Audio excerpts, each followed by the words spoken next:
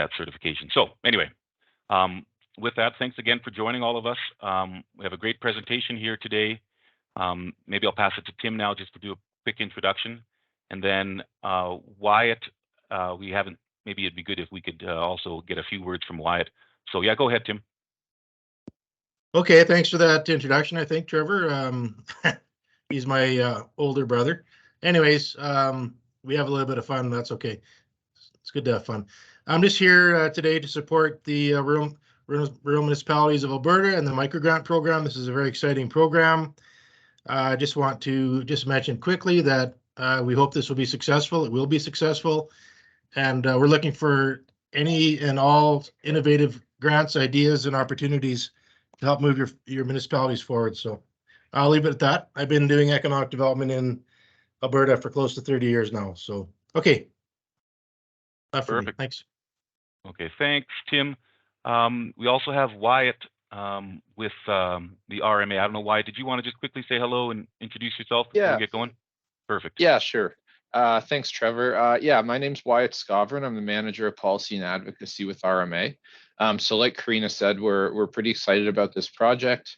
We're really appreciative of the GOA to provide us some funding to do this through the Economic Development in Rural Alberta Plan. We're also really enjoying working with the Keating Bros so far to help us actually build out what this grant program might look like, you know, how the funding rolls out to our members in the most effective way possible. To be honest, it is something new for us in terms of administering a program like this. So we're really interested to see, you know, the uptake from members and what kind of innovative ideas come out of it. Yeah, so please apply, and I hope this this webinar helps answer any questions you might have around the structure and the process. Excellent. Thanks a lot, Wyatt. That's perfect. And speaking of questions, so you'll notice right now all of the members here that right now your microphones are muted and your video is also off. So we're going to go through the webinar initially. I should also introduce Bailey Picard. She works with Crew IT. She's a IT technician, and she's also on this call. She's been working with KBSL. We use that group. We've been using that group for years, and she's going to be moderating the Q&A session. So if anybody during this presentation, any RMA members, if you have a question, click on the little Q&A button up in the top of Teams. There's a little question mark there. Click on that, and you can enter your question, and Bailey will keep track of those as we go along. Oh, no questions yet. Okay, I'm gonna ask a question. Now, why are there not any questions yet? There's the first one. So Bailey can respond to that and post it. So you guys should all see my first question. So please, yeah, don't worry about waiting to the end. If you have a question, type it in. And like I said, Bailey will be monitoring that Q&A thing, that Q&A field, and yeah, we'll get to all of those questions once the webinar is over, and or once the presentation is finished, and then I can also unmute individuals that would like to speak. So there is also the chat function you'll see on the top, and that's probably what we're most used to using. But in a webinar, we do have the option for a Q&A. So, you know, Bailey will monitor the chat field and the Q&A function, but we'd prefer just to stick with the Q&A just to make things a little easier. And then once we do get to the end of the presentation, we will, oh, it looks like somebody liked my question. Oh, Karina, perfect, yeah. When we do get to the end of the presentation, we start reviewing these questions. We'll just determine who on the panel would be best suited to answer these questions. It most likely won't be me, because I'm a relatively new to economic development, although I am fascinated with this sector, and it's really intriguing, and it's very exciting for obvious reasons. But we do have experts with the RMA here, and Tim is also here as well. So with that, let's begin. Okay, so again, this first slide just reiterates, you know, that none of this would be possible without the support from the Government of Alberta. Okay. Okay, so again, welcome to our Rural Economic Development Microgrant Program webinar. This presentation serves, well, as you can read, it's basically, as outlined on this slide, this webinar is simply meant to accompany the detailed information already provided on the RMA website. So let's begin with today's agenda. And Tim, if you wanted to close your video off, that would be fine while we're presenting, and then we'll just make sure whoever is presenting has their video on. There we go. Good stuff. Okay, so regarding the agenda, and as I mentioned, this webinar is relatively short. We're hoping to leave lots of time for questions and answers, but with respect to the agenda, we're going to first start with a quick overview of the entire program. We'll then touch on the application process, particularly from the RMA members' perspective. We'll go through each of the individual steps to ultimately submit an application, and then after step 3, once that application is submitted, at that point the task is then reverted to the RMA review committee to review those applications. And there's a few slides on how the RMA review committee will be evaluating that criteria, and then we're also going to maybe stop and discuss some project examples with the panel at that point. And then the final step 6 is this project commence. That's what we're all looking forward to. And then there's a brief summary slide, and then again the Q&A session we're hoping takes up the bulk of this webinar today. So if you have a question, pop it in. Okay. So firstly, the program overview. I have 2 slides outlining the microgrant program overview, just some of the key points. So firstly, it's intended for full RMA members only. So if you're not a full RMA member only and you're in this call, that's totally fine, but unfortunately you will not be able to submit an application at this point. The whole goal of the program, it's meant to drive innovative projects. We're looking to increase investment. The Government of Alberta is obviously looking to increase investment and drive that rural economic development. Few final points on the bottom there.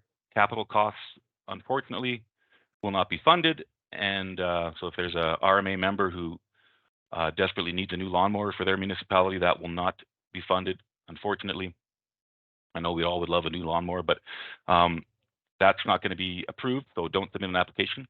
The other real key point here on the bottom of this slide is it is hoped that any of these awarded projects could be replicated by other RMA members, and this is truly a driving force with the Government of Alberta and also the RMA. We want to make sure that any project that are funded that do go forward, those projects have the potential to be replicated in neighboring RMs or even an RM or a rural municipality, across the province. So that's the ultimate goal. We're trying to get the most bang for our buck, as you could say. All right.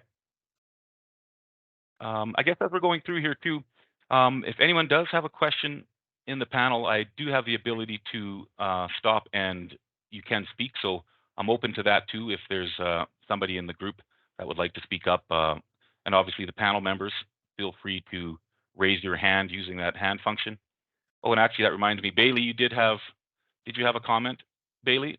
I saw your hand was raised earlier. It was just about the recording, but we got it going.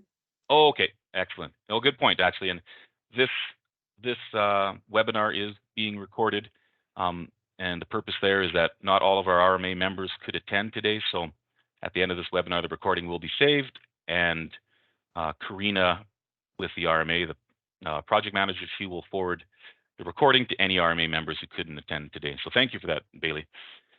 So key points continued back to the program. The first one, this more revolves around some of the dates, but key date is August 15th. And that's a bit of a short time frame. So that's partly why we wanted to produce the webinar in advance of just posting the application on the RMA website. And with that deadline being a little bit short, it's important to note too that if there is a certain municipality that already has a project that's underway, as long as it's an innovative project and as long as it could be replicated in other RMs, this grant program could be used towards an existing project that's already underway and in need of funding. I think that is a potential. Few other things here, grant maximum $10,000 per applicant. This is the first time a micro grant like this is being offered. We're hoping that it's going to be a success, and then in the future, those grant maximums will increase, and we'll be able to, the government will be able to, pass these grants to, more than just 12 applicants, as you can see here for this initial program. Unfortunately, not all applicants will receive funding, and another important date, the project does need to be completed. Any awarded projects do need to be completed by March 15th of next year. And with that project completion, we're also asking that a final report accompany that project completion also on March 15th. And the reason being is we want to produce some learnings from this microgrant program. So all of those final reports will be passed to the RMA and also the Government of Alberta. And it is I'm hoping that, if these projects are successful, we can take those learnings and a program like this can be released next year for more RMA members. Also, I think it is envisioned too that any of the final reports that do come in, if it looks like they can truly be replicated in other RMs, I believe the RMA group will be forwarding that to all of their members. So even if your project isn't approved, you're still going to get some access to some great reports and some great projects to help your municipality. So that's a really key thing and important to mention. Okay, so this slide just is a complete overview of the microgrant application process. Really simple, essentially broken down into 6 steps. But what you see on the left in blue, those are the 3 steps that the RMA members will need to focus on. First step being, if you haven't done so already, go to the RMA website and review the microgrant information. It's clean, it's organized, and it's only a little one-page thing. It summarizes everything. So I'd start there. Go to that website if you haven't already. Once you're there, you'll see a link to the application guidelines. This is a really important document. Again, it's very concise. It's only 3 pages long, and it outlines exactly what the RMA Review Committee is going to be looking for when they receive these applications. So that's important, and we'll touch on that a little bit more as we go through this webinar. I also think I just saw Bailey post links to it looks like Bailey's posting links to the RMA website in the chat. So feel free to, when the webinar is over, or even right now, you can click on that link and that'll bring you up to the RMA website, in particular the microgrant. Oh, and we do have a question there from Matt. Okay, and that's great, Matt. We'll save the questions for the end. But if the Q&A session or this Q&A portion isn't working, looks like it's not working for Matt, that's totally fine. If the chat works, put your question in the chat, and we will address every question at the end of this webinar. Perfect. Okay, so getting back to the microgrant application process. Review those guidelines. Once you've done that, then it's up to the individual RMA members to select an innovative project in your municipality, and then submit the application and attach the proposal. At that point, it goes to the RMA Review Committee. And again, that deadline is August 15th. So you have till August 15th to submit an application. And at that point, the pressure is now on the RMA Review Committee, because they're also under a tight time frame to review all of the applications. And we're all hoping that they do receive multiple applications, and this job for them will be extremely difficult. That's my hope, to pick 12. So they'll review the applications. We'll touch on how they're going to go about reviewing those applications, the 2 things they're going to be looking for in upcoming slides. Once those applications are reviewed, then you'll get a phone call from Karina, most likely, outlining that your application has been awarded. And and then at that point, we move to step 6, which is, the most exciting part. That's the point where the actual projects can commence.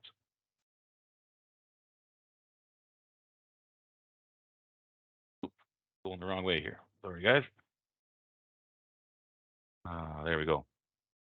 So step one, review the grant information on the RMA website. So that link is provided in the chat for everybody. This is just a clean slide that we wanted to, just go through these processes once again. You can also see the link here in the bottom. So that's good to know. Actually, I think I can also click on this link. Yeah, open link in new tab. I'll quickly show you guys this website while we're going through this webinar.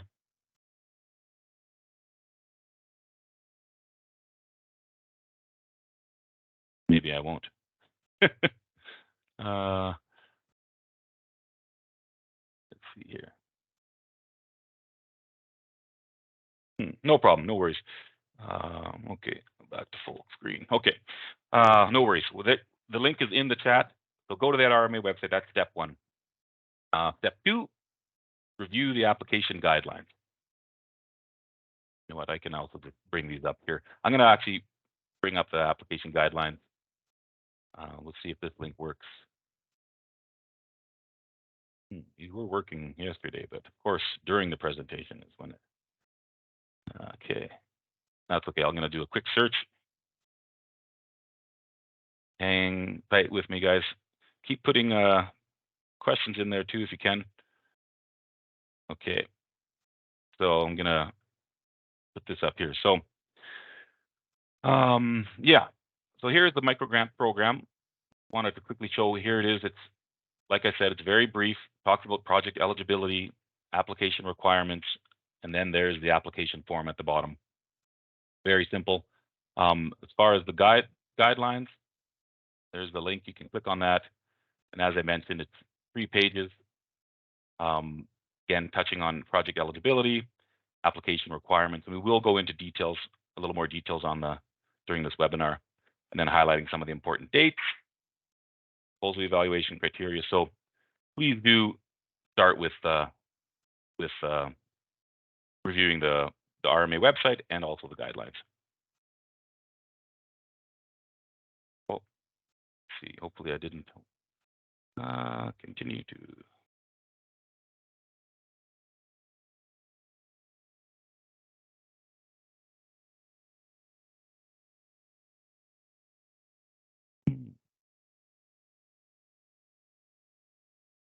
Oh, I might have to, it looks like I accidentally snuck out of Canva, which I was using. So apologize for that. Just hang tight with me, guys. I'll bring that up right now.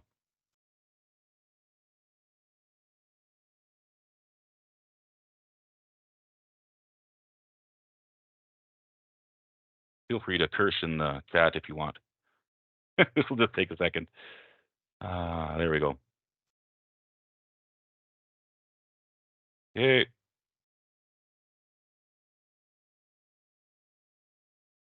Okay, 1 second here. It's loading. Okay.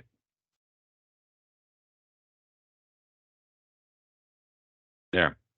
Back on track.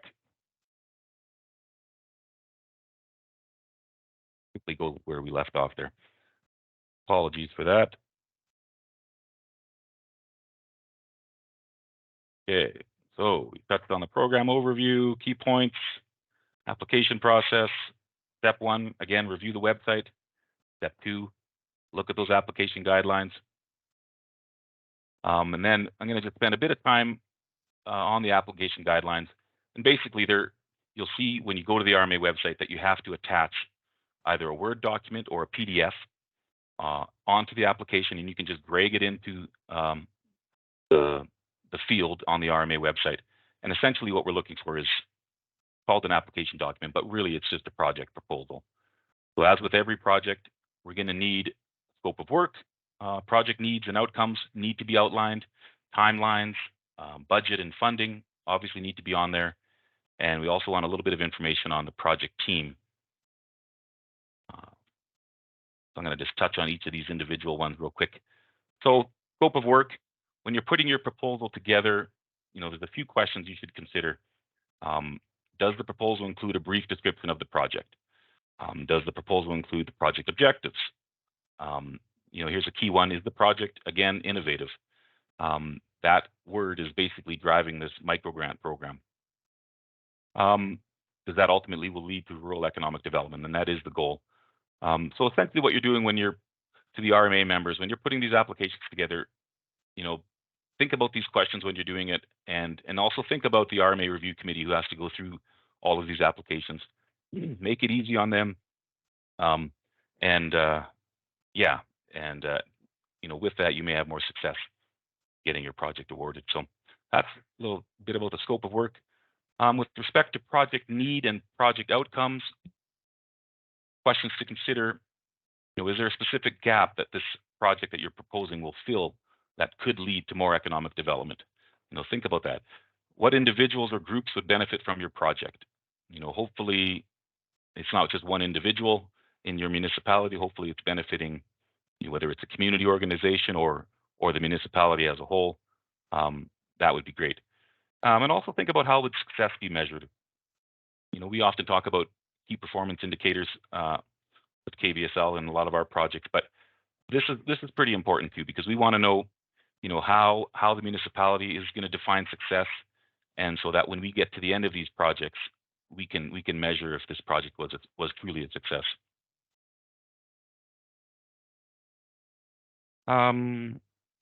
Lastly, and again, you're going to hear this a couple times throughout this webinar, could your project be adapted to other municipalities? This is that same theme we've talked about. We're really looking for applications, project proposals that can be replicated in other areas of the province.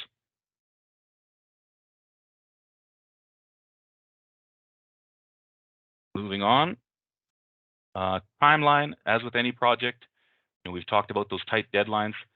Questions to consider here: does the project include a clear timeline and key milestones outlined? Start dates and end dates, are those in there? Are they achievable? Achievable being, will the project finish by March 15th, 2024? So again, tight timeframes, but do what you can, and we will see. Yeah, again, we just want to make sure that the RMA Review Committee can look through these applications and they don't have any questions, because if they do have questions, then those questions are going to go back to the RMA members. So we're hoping to streamline this process just because we are under some tight timeframes here. Of course, budget and funding is very key. The grant program maximum at this point is $10,000. So the RMA Review Committee is going to need to know, they're going to need to see that budget. They're going to need to understand all of the anticipated costs, additional funding sources. Also, is it clear how the grant money will be allocated? We want to know exactly where that money will be used and how it will benefit the municipality. Another key point is if there's a project already in the works that this grant money is going to be used towards or hope to be used towards, please mention that in your application. Are there any in-kind contributions that will be a part of your project? So please indicate that clearly, and that'll help the review committee as well. Okay. Yeah, and of course, the last thing the RMA review committee will need is they'll need to understand the project team involved in these proposed projects. So who from the municipality will be involved? Who's going to be managing the project? Does the project involve or benefit neighboring municipalities? Obviously, that would be a good thing if it does, but it's truly not essential at this stage. What's really important is if it can be replicated in the future. And the last point there, does the project involve partnerships with external organizations? So if you have a certain project that you want to partner with a university or Olds College, for instance, or a research center, whatever the case may be, community organizations, just outline all those external organizations, and that'll help the review committee get a better understanding of the proposal and the benefits. All right, and so that's step one and step two. Step three, once you have your proposal completed, with budget, timelines, teams, everything outlined, and as long as it's an innovative project and it can be replicated, sounding like a broken record here, at this point, you go back to the RMA website and you submit the application. It's really simple. There's the form you can see on your screen. On the top, you just put your municipality name, the name of the applicant submitting this form, email, and then the two questions on the bottom here. have you read the grant guidelines and do you understand the purpose of this grant? That'll be hopefully a yes. And also, this is another requirement of any application. Do you have a letter of support from your administrator for your rural municipality, or a council motion? We did just have council initially, but given the tight timeframes, it was decided that if you can just get a letter of support from your chief administrative officer, that's all we need, and that's all the RMA review committee will need to move forward. So that's good to know. Good to see some questions coming in too. That's great. Perfect. We'll get to all those as we move along here. So at this point, now the applicants, their work is finished, and now it's up to Karina and her team to start reviewing the applications and determining which ones will be awarded. So to do that process, we do have a few slides on some of the criteria that they will be using, and then we're also going to delve into project eligibility for funding. I mentioned before, that story of the RMA member trying to submit a funds for a new $10,000 tractor. Of course, that's not going to be allowed. So we'll get into that here in a second. Okay, the proposal evaluation criteria. So this is what the RMA review committee will be thinking about when they receive these applications. You can see the biggest pies are, again, that word innovative approach. That's 25%. So again, are these projects that the RMA members are proposing, are they truly innovative? That's going to be key. Also, the other very important thing is, replicability. Are these projects, can they be duplicated in other parts of the province to drive investment, not only in your RM, but throughout the province? That's the ultimate goal of all of us. To a lesser extent, we need to see clear outcomes in your project proposals. We need to understand those deliverables. If it isn't clear, then Karina will have to call you directly, and everything will be delayed, and the approval process will be delayed. So we really want these project proposals to be clear. 20% also is just the overall look, and not the look, but the overall substance of the proposal. Does it include all of the details that we outlined? Timelines, budget, team, scope of work. It needs to have all of those sections in the proposal for it to be considered. Lastly, the smallest piece of the pie is, does your project support an economic development plan? That's 10% of the evaluation criteria. And, the reason we put that in there is if your municipality has already gone through the process of, building a detailed and thorough economic development plan, looking at your specific assets in your RM, then obviously if your project that you're proposing is in line with your RM's or your municipality's economic development plan, that's obviously a great thing. But that being said, I'm assuming not every municipality will have a detailed and thoroughly thought out economic development plan. And if you don't, then just state that in your proposal that at this time a detailed economic development plan for that municipality is in the works or hasn't been created yet, and that's fine. And I assume a portion of this, this $10,000 grant could also go towards building that first economic development plan for your municipality if you don't have that. So we'll get into some of the project eligibility and project examples here in a bit. And at that point, I'm also going to open it up to the panel and see if we can get a little bit of discussion around some types of examples at what the RMA is truly looking for. But this slide just touches on the evaluation criteria. So keep this pie chart in mind when you're building your proposals. Okay, so here's project eligibility. I mentioned garden tractors aren't allowed. What we're looking for, again, innovation in investment attraction is going to be important. We want to touch on, does your project incorporate rural economic development best practices? Maybe Tim or Wyatt, or you guys could maybe delve into this in a little bit of detail. Number 3 and 4 here, these are really important, I find. Business case development and feasibility or pre-feasibility assessments. Those are truly eligible for this program, and it makes sense in a lot of cases. If a municipality is trying to do something unique, trying to do something innovative for the first time, you're going to have to start with a pre-feasibility study. You're going to have to start with, looking at a business case and developing that business case out and determining, if this project truly does have legs. So those, I'm assuming that a lot of the applications that the RMA committee does receive will be related to business case development and pre-feasibility assessments. Not necessarily feasibility, but pre-feasibility probably. And again, with business cases, I assume it won't be a business plan, a full-fledged plan, but it'd be more of an early first stage business case. Another really important thing to keep in mind is the whole purpose of this program is to enhance municipal capacity across all of the different municipalities. We want to make sure that, if your project is going to do that, if it, helps enhance municipal capacity in whatever form that may be, whether it's, adding learning centers to your municipality or training centers or, improving a community center that everybody in the group uses, whatever it may be. The sky's truly the limit.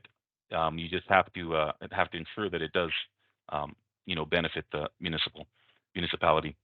The last two there, opportunity identification. Again, this is sort of ties into business case and pre-feasibility assessments. We are looking for innovative projects, so this funding could be used for doing a complete review of all the different assets in your municipality, as an example. There are a lot of, one thing I've learned from my brief, 1 year and 1 month doing this work is that every municipality is truly unique in Alberta, and every municipality has unique assets, and they also have opportunities that some other RMs don't have. So in that sense, it's pretty neat. So give that some thought. And then market research is always great to get an understanding of which projects could move forward. So that's also something that would be eligible for the funding.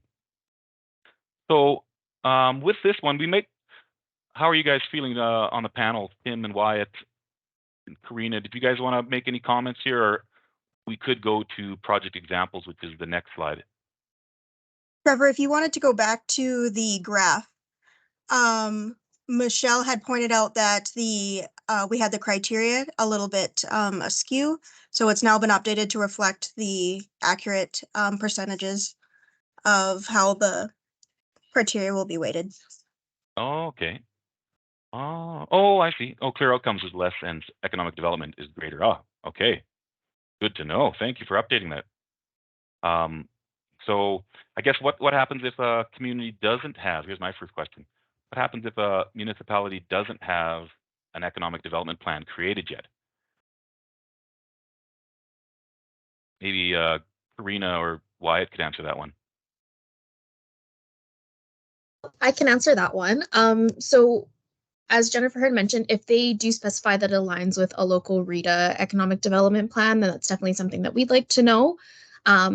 As well, if you would put in your plan, if you don't have one on your own, but this will contribute to economic development in your area or potentially the economic development strategy moving forward, those are definitely things we want to know, and that's kind of what we would take into consideration. We do realize that not all municipalities have an economic development strategy or plan, but we would hope that this could be a great first step. So we're looking for kind of some information about that. Hope that's clear. Perfect. If not, please pop a question back into the chat and I'll clarify. Yeah, that makes perfect sense. Thank you, Karina. And thanks, Bailey, for updating that. Okay, so project eligibility. Then the next, so I've spoken to that. The next slide here is project examples, and we have a few. This is just a drop in the bucket, really. I wanted to fill a slide with some project examples, but maybe we can open this up at this point too, and just speak to, what we're ultimately looking for. If they're, and it looks like some of the questions might be related to this as well. But Tim or Karina, if either of you would like to speak up, or Wyatt, maybe make a few comments about some of the project examples, that would be great.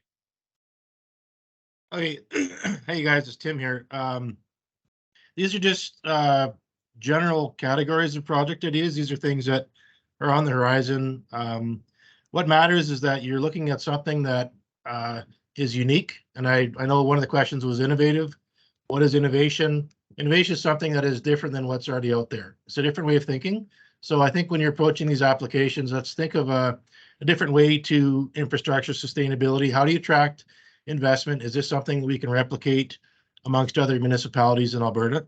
The funding is limited in this program. That's why there's an emphasis on replication. So if any aspect of your project can be replicated by another municipality, that's what we're looking for. So it's all about, trying to attract investment, get industry going, economic development. So just think with new technology, think of things like investment attraction. There might be like a mentors program.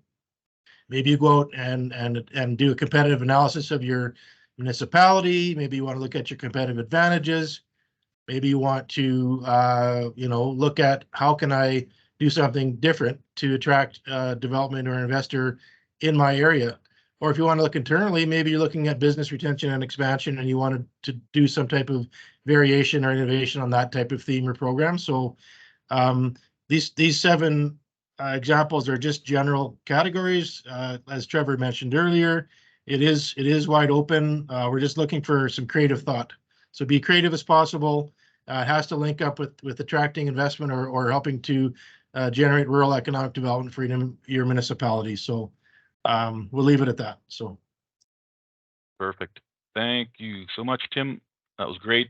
Looks like Wyatt has his hand up. So yeah, go ahead, Wyatt. Yeah, thanks, Trevor.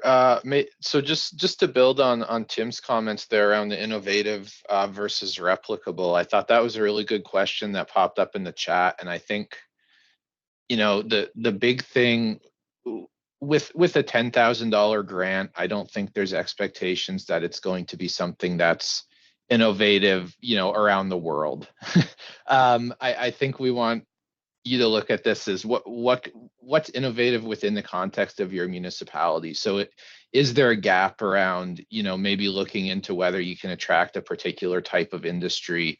Have you heard interest from community members or community groups about, hey, we should leverage this cool thing in our municipality and try to, build a tourism opportunity around it, but nobody's ever had the time or the resources to kind of look at what that might look like and if it would be worth doing. So I think the innovation piece is really important, but I think we also recognize that, given the scope of the grant, like kind of giving some context around, hey, this is innovative locally, is important, and I think it's an expectation that is realistic, and I think that can help with the replicability aspect as well, because there's probably a lot of other rural municipalities that are grappling with similar opportunities or similar gaps. So I can appreciate that's a bit of a tricky balance, and if you do have questions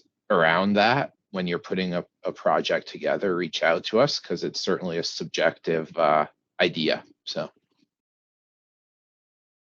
Excellent. Hey, thank you so much, Wyatt. Appreciate that.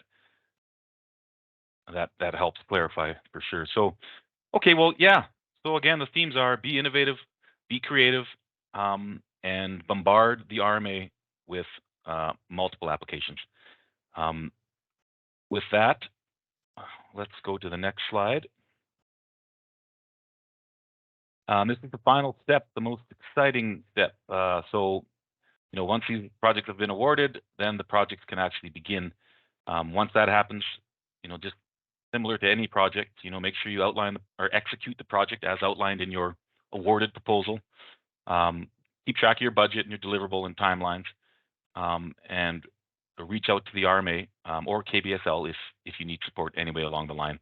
Karina's mentioned, I got her email here at the end. She's mentioned she's available any time of the day, 24 hours a day, preferably weekends between 12 a.m. and 6 a.m. So feel free to call her at any point.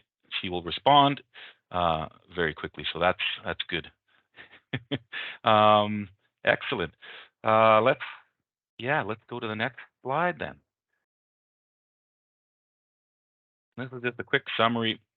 Originally, it was a really wordy and busy slide with reminding you guys of all the dates, but in the end, we just decided keep it simple.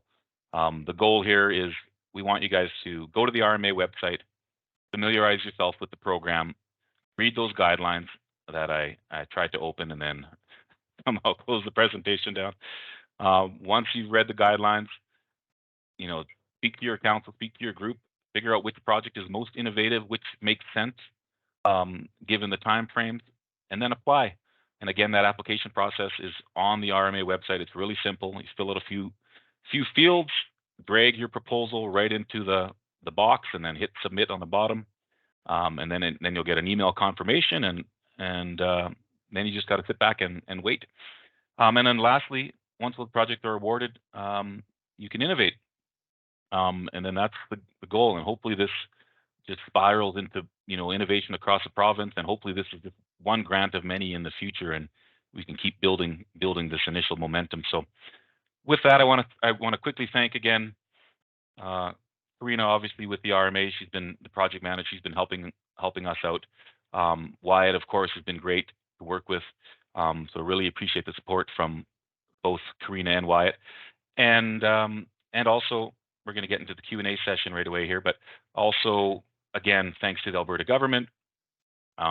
Without their support and in particular their funding, this project would not be moving forward. This program would not be moving forward. And then, yeah, we got KVSL on the bottom there and Crew IT. So, yes, thanks again, everyone. And we can start going through these questions if we've missed any. So, Bailey, did you want to unmute your mic and then maybe you can go through some of the questions? I haven't been keeping track of them as they've been presenting. Absolutely. Thank you so much for that, Trevor. Alrighty. And then, yeah, maybe we'll just roll through the chat. And then if you see a question, maybe we'll just figure out who. Most likely, most of these questions will be directed at Karina and Wyatt with the RMA. But Tim, you know, if you feel free to chime in if need be. Absolutely. So Sandra Blythe asked, will it allow stacking funding? And what is the estimated timeline for approval?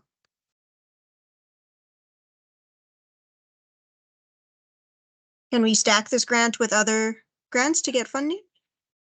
I can take that one. So maybe I'll answer the estimated timeline of approval question first. So applications are due on August 15th, and we're hoping to have the grants awarded by the middle of September. So about a 4-week turnaround. I know it's going to be tight timelines, but unfortunately, this is the times that we're working with for the stacking of funding. So it is a little bit complex for this answer, so bear with me. But if your project is phased, so if you have multiple phases of your project, and this grant funding can pay for one phase or a portion of a phase where you're able to have the outcomes done by March, then yes, you can technically stack it. But we do have to have the completed project done by March 15th of 2024. So that's something to keep in mind. If you do have specific questions about timelines for your project that you're thinking of, you can feel free to give me an email and we can talk a bit more about that specific to your project. Thanks. I'll maybe just quickly interject Bailey and Karina because looks like Jeff here has his hand raised. So let's see, Jeff. I'm going to see if we can. I can allow his mic if you want, Trevor. Oh yeah, sure, yeah. Jeff, yeah, it looks like you might not be able to have the opportunity to. Well, it looks like I can unmute it here too. There we go. So Jeff, yeah, if you wouldn't mind going ahead, introduce yourself. Yeah, absolutely. Sorry, I was trying to. Hi, it's Jeff Hartney, Economic Development Officer at Rocky Mountain House. Perfect. I was trying to put the message in the text, but it wasn't working on my device here this morning. But just looking to see if you're able to forward your presentation to us by email. I think that's fine. Yeah, Karina's going to be in charge of all of that. So maybe Karina, if you could just respond. Yeah, Jeff, if you just want to send me a quick email, my email's in the chat, but it's karina@rmalberta.com. That way I can make sure that everybody has a copy of the presentation and the webinar. Thank you very much. Awesome. Yeah, of course. Yeah, I've written that down already. Oh, perfect. Thanks, Jeff. Excellent. Thank you. I'll mute you again. But if you have a question in the audience, just raise your hand like Jeff did, and then we'll get to your question if you would like to just ask it if you haven't had a chance to type it in. And then once you're done, you can click the raise button, Jeff, and then the hand will go away too. Okay, Bailey, did you want to bring up any other questions that came up? Absolutely. The next one from Jacqueline Bouchon is, can regional projects be submitted that included a non-RMA member communities as long as the lead applicant is a member? I think that's also for you, Karina. Yeah, it is. Yes, definitely. The only thing is the lead applicant does have to be an RMA full voting member. But we do encourage that collaboration. If you are working with some of your neighbors on projects, they can definitely be involved in the project, and we're not going to say no to those applications. So definitely apply if you are looking to collaborate. Just make sure that they're mentioned in the application that you are collaborating with them. And if they are providing any additional funding as well, please outline that in your application. Yeah. Excellent. Okay, what's the next question? Absolutely. So Matt also asked, he was wondering if this microgrant could be used to partially pay for an EC dev strategy, or if that is not an approved project. Fantastic question, Matt. Yes, so it can be used to pay for part of your economic development strategy. But again, it would just be linked back to those outcomes and whether or not they can be completed by March 2024. So you have to outline some specific outcomes that you're looking to achieve with that $10,000 grant. And if it can be completed in that timeline. So for something like an economic development strategy, you might not be able to pay for the entire strategy on its own, or the full strategy might not be completed. But if you have a specific phase of that strategy that could be paid for with the grant, then that would definitely be an eligible project.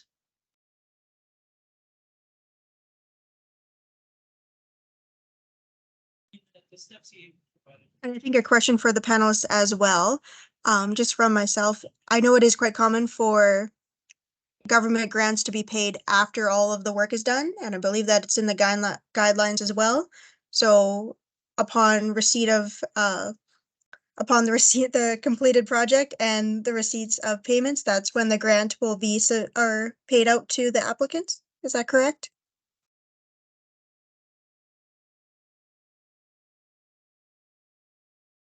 Yes, that's correct. Sorry, my camera didn't want to turn on for that one.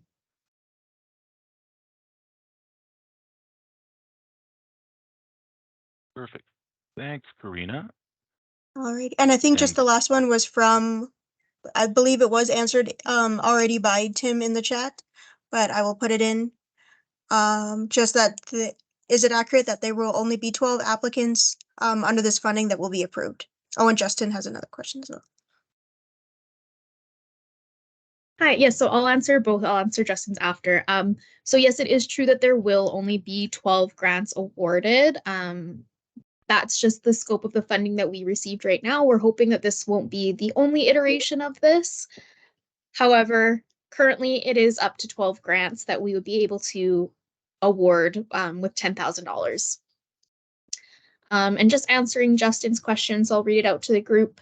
If the grant can be used to partially pay for an ECDEV strategy, would it be preferred to identify a specific innovative portion of the ECDEV strategy to have greater success? Yes, it would, just based on how we are the rubric for looking at these applications. So if you do have something a little bit more innovative for your region, something that hasn't been done for, definitely make sure that's specified in your outcomes and in that innovative approach. So that would be part of your scope of work. And I see there's another project from Anya. So if you have more than 12 eligible projects, will you be trying to spread them across the regions? I mean, ideally, that's what we're hoping to do. But of course, we are looking for whoever grades highest on those rubrics. So making sure that you're hitting kind of all those points that Trevor had mentioned, so that innovation and applicability to other rural municipalities is really important. And we are just trying to fund some of the projects that are going to have the greatest impact for rural municipalities as a whole. So there's no guarantee of what the spread will be. We're not looking for specific districts to have amounts awarded to them. So we are leaving a bit of flexibility with that. Fantastic. Thank you, Karina. And I see Jeff Hartley also has another question. You can unmute your mic. Or Jeff, Hi. sorry. Hi there. Yeah, I just got a question. Do you get any extra bonus points if we're partnering with our neighboring municipality, say on a tourism marketing brand? Any bonus points for that? Unfortunately, there will be no bonus points awarded, but I can give you a nicer email if you'd like. Okay, thank you very much. No problem.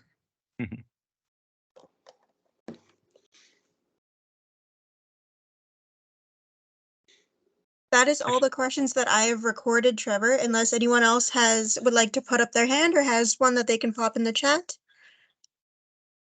Actually, I had one question which hasn't come up. I touched on it briefly in the webinar about that final report that needs to also accompany, that March 15th, 2024 deadline. So as I mentioned, there is a final report that will need to be submitted, but maybe to Karina or Wyatt, could you guys touch on exactly what you're hoping to see in that final report? Is it just sort of a summary of the successes? I don't think it's meant to be an exhaustive report, but maybe you could provide a bit of context around that.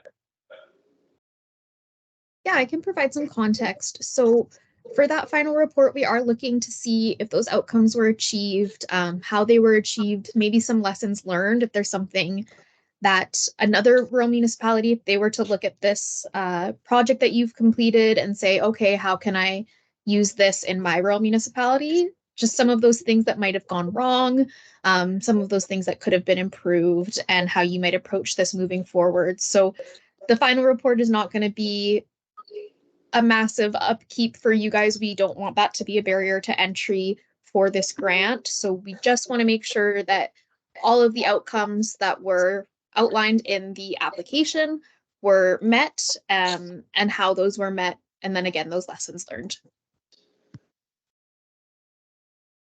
I also have one final question as well. Trevor touched on this a couple times through the webinar, is that the RMA will not select applicants that are asking for capital funding, but it's capital funding that does not reflect the interest of the community. Correct? So he had mentioned that 10,000, we're not going to approve a $10,000 tractor if you'd like, but if it, say it was a $5,000 tractor that specifically helped the community. For example, Innisfail, it's a very kind of a wetland surrounding community, and if they needed a special $5,000 tractor to kind of clear out a wetland area for a community region or community center, would that be kind of an approved capital cost in that way? Just So trying to no go over no capital costs are being approved by this grant. Oh, okay, just wanted to double check. Looks like Wyatt. Yeah, got his hand up. maybe just to jump in and give a bit more detail there. So our marching orders, I guess, from the province are pretty strict around that. So the wording in the guidelines maybe is a tad bit unclear. So the idea is no capital funding kind of period, plus funding for other, I don't have it open in front of me, but plus funding for other, projects or whatever that we don't think is sort of in the public interest or aligns with the grant. So it's sort of like those are the two kind of overarching ineligibility areas, I guess you could say. Thank you so much for asking that. And then we have one more question from Candace. If chosen for the grant, it is up to $10,000, or is it $10,000 if you have enough costs? The grant is just for the $10,000. If you really don't need the $10,000, that's definitely something we can revisit. But we figured $10,000 is a pretty, is like a relatively small amount. So hopefully you can find a way to use that full $10,000 grant. And I had seen a question from Michelle asking if the completed awarded projects to present at the RMA could present at the spring RMA conference.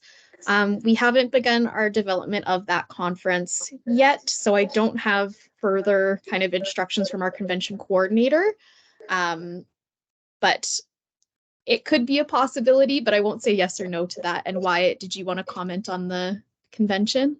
Yeah, I don't have too much to add other than I think that's a great idea, and it's something we've been thinking about, like whether it's at the convention or some other forum. We really want to give grant recipients an opportunity to kind of highlight what they did, and in the spirit of trying to use these projects to encourage uptake elsewhere, like we definitely want that to happen. We recognize the timelines are already tight, and in terms of our convention planning, you know, we usually need to have things sort of solidified a couple of months in advance, so that might put a bit of pressure on folks. So long story short is it's a great idea and we're thinking about it too, but if not convention, we're hoping to have some kind of opportunity for some real deliberate sharing of ideas and outcomes. Fantastic. Thank you, Wyatt. One more, oh, sorry, were you going to? Oh, I was just going to address Sandra's question. So she said, awesome. just to confirm, the applicants that are first in will not have any bearing on the approval process. That's correct. So all of the applications are due August 15th. We're not going to weight them based on how quickly you got them in or if you got them in early. So definitely don't worry about being the first in. We just want to make sure that you guys have completed applications to the best of your ability, and we'll be looking them all over as a whole rather than as they come in. And one more question for you, Karina. This the grant can also be used to fund workers as workers pay, as well as innovations, I believe. Yeah, I can speak to that one. So that's more if you know, it's a project that you want to pursue using internal resources rather than hire an outside consultant. We can support that as well, as long as you're, you know, kind of specific about what tasks those internal resources are undertaking and how you're costing that out. So that's something, if you do want to pursue it, get in touch with Karina or I, and we can kind of talk through what the right way to quantify that might be. But we recognize with the $10,000 amount and the timelines, there might be some cases where it's more efficient to put some internal effort into a project like this than go through the process of looking for that consultant support. So Absolutely. Thank you.